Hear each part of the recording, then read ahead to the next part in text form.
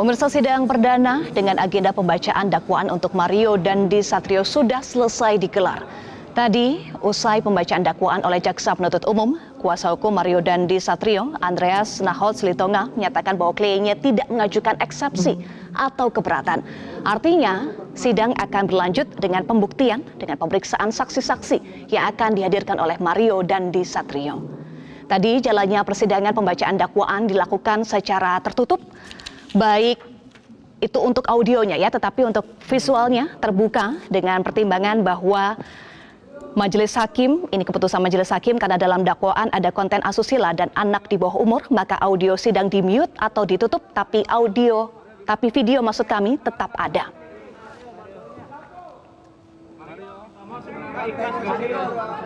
Mario ikhlas gak minta maaf Mario? Iya, Prof. Hipnu, kita sudah simak jalannya sidang perdana untuk Mario Dandi Satrio dengan agenda pembacaan dakwaan sudah selesai dan pihak dari Mario Dandi Satrio tidak mengajukan eksepsi atau keberatan. Apa dampaknya untuk proses persidangan? Ya, terhadap Mario Dandi berarti eksepsi itu kontrol, Mbak. Kontrol. Jadi kontrol terhadap surat dakwaan. Oleh karena itu penasihat hukum Mario Dandi mungkin tidak ada celah. Ketika tidak ada celah berarti besok tanggal 13 itu adalah langsung pemeriksaan saksi. Ya. Saksi siapa? Saksi yang memberatkan, yaitu saksi dari penuntut umum. Kan begitu.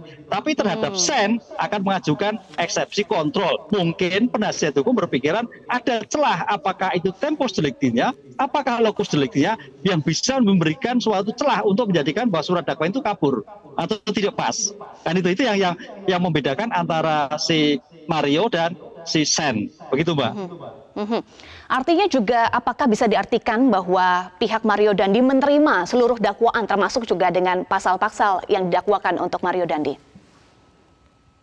Ya, diartikan seperti itu. Artinya apa yang didakwakan oleh penuntut umum sudah selaras dengan apa yang dilakukan, sudah pas waktunya, sudah pas tentang ceritanya, karena surat dakwaan itu kan suatu kronologi sehingga tidak terbantahkan sedikit pun. Kalau seperti itu ya berarti tidak ada kontrol lagi. Artinya memang sepenuhnya bahwa surat dakwaan itu memenuhi syarat formil dan material.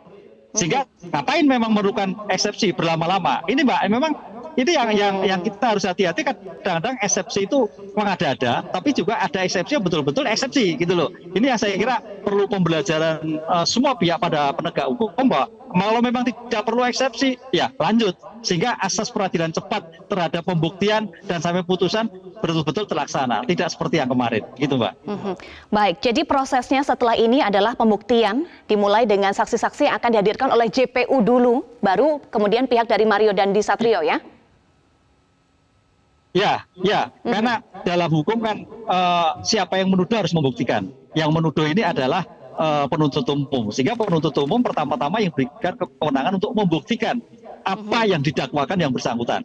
Sehingga ketika penuntut umum sudah membuktikan alat bukti, kemudian termasuk saksi-saksi ahli yang lain, giliran pada penasihat hukum untuk memberikan kesaksian-kesaksian yang adecat, yang meringankan kepada Mario.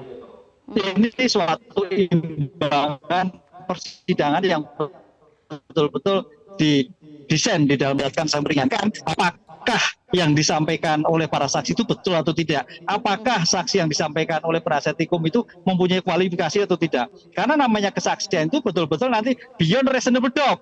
Jadi bukti-bukti itu harus jelas, artinya itu bisa terpercaya, mempunyai nilai, gitu loh, Mbak. Jadi jangan sampai bukti yang disampaikan tidak mempunyai nilai. Ini yang sangat fatal.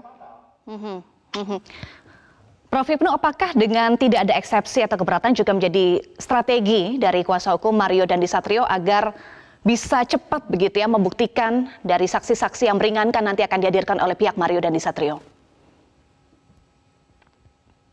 Ya betul. Iya, jadi memang dalam hal seperti ini memang asas cepat terpenuhi. Sekarang pertanyaannya kita bicara hukum itu logika, Mbak. Jadi kalau memang tidak ada celah sedikit pun, saya kira saya sepakat pada penasihat hukum untuk lanjut pada pembuktian. Sehingga dari bukti-bukti nanti betul-betul akan menjadikan suatu nilai bagi penasihat hukum, mana yang bukti yang bernilai oleh penuntut umum, mana yang tidak. Sehingga strategi kaitannya dengan pembelaan tentang bukti itu ditamakan.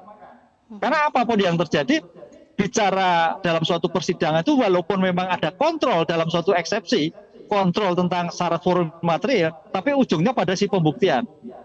Begitu. Dan nanti terhadap AG, sen agak ke belakang karena besok itu masih ada jawab dinawab terhadap penuntut umum terhadap eksepsi yang disampaikan minggu depan. Baik. Nanti kita akan bahas juga pasal-pasal yang didakwakan ya untuk Mario Dandi Satrio, tetapi usai jeda, Prof. Hipnu kami mohon untuk tetap bergabung bersama kami. Kita jeda dulu dalam Breaking News Metro TV, kami akan kembali sesaat lagi.